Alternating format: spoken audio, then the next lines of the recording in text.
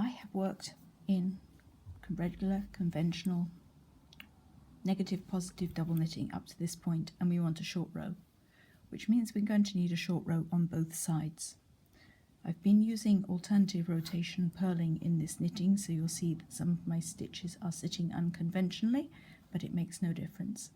We're just going to use the usual borrow, wrap and replace short row method.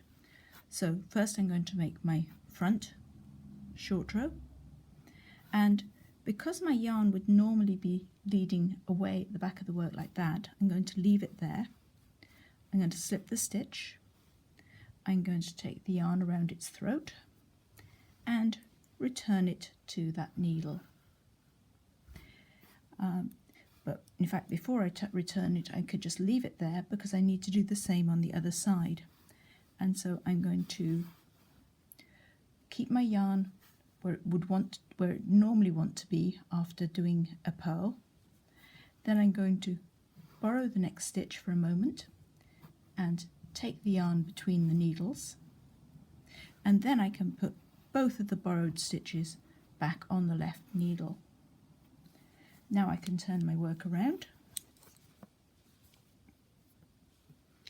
and when I start working, that's going to put a strangle around that stitch and a strangle around that stitch, and we're going to do what we normally do with a short row, which is take the yarn to the working position, slip the first stitch of the new direction, and in this case I've got to move my yarns so they don't show publicly, so I've slipped the first stitch on each side of the new direction, and now I can resume working in my customary double knit pattern.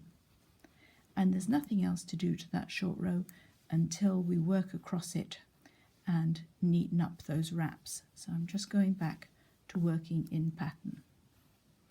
But you can see the short row now. We've got 2 rows of pink on this side, 1 row here where we slipped it, and there is the strangled stitch that we will attend to when we come back. So we're going to do another short row at this end.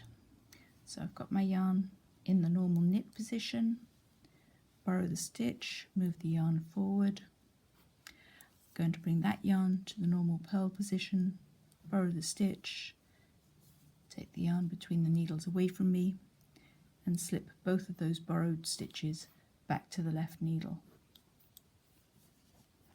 Turn the work around, and now I've positioned my yarns ready for the next row. I want to slip the first stitch of the front layer with the yarns behind it. I want to slip the first stitch of the far layer with the yarns in front of it, and now I can proceed to work as usual, knitting the front layer, purling the back layer, using alternative rotation purling for evenness and ease.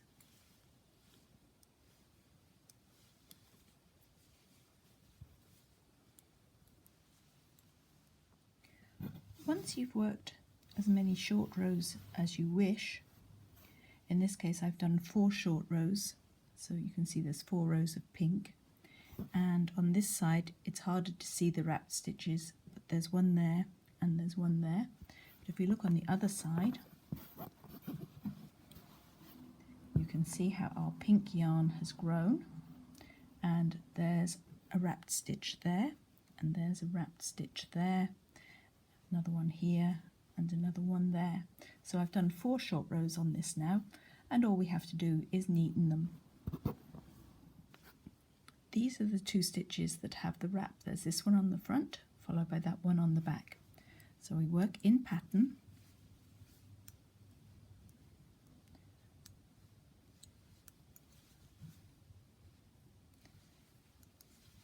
until we reach the wrapped stitches.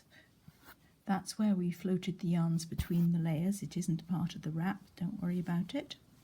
So here on that middle stitch, in this section of 3 pairs, we've got the wrap on each side. So I just lift under the wrap, go into the stitch in the appropriate direction so it doesn't twist. Because this was made with an alternative purl, I can go into it from this direction, and then I just knit those 2 pieces together, making sure the yarn that formed the wrap falls to the private side of the work. Then bring my yarns to the purl position so that I can purl my far layer fabric, and I can lift that onto the needle if I wish and purl the wrap together with the stitch, again making sure that drops to the inside. And that wrap is now beautifully neatened on both sides, and I can keep going along this row until I get to my next neatening position. I'll just show one more short row neatening on the other side. It's exactly the same on both sides because we're working double knitting. So there's my last regular pair before I reach the wrapped stitches. Again, wrap and go into the front of the stitch so that it doesn't twist when I work it. Make sure the wrap falls to the inside. Bring my yarns forward, roll it over so I can see the wrap or strangle on the far side of the fabric, and purl that together with the stitch. And this double stitch here is actually one single front layer stitch where I did a colour change earlier. I'll neaten those tails once the sock's complete. I'll take them down inside the layers. As it's going to be felted, I won't need to mess around with them very much.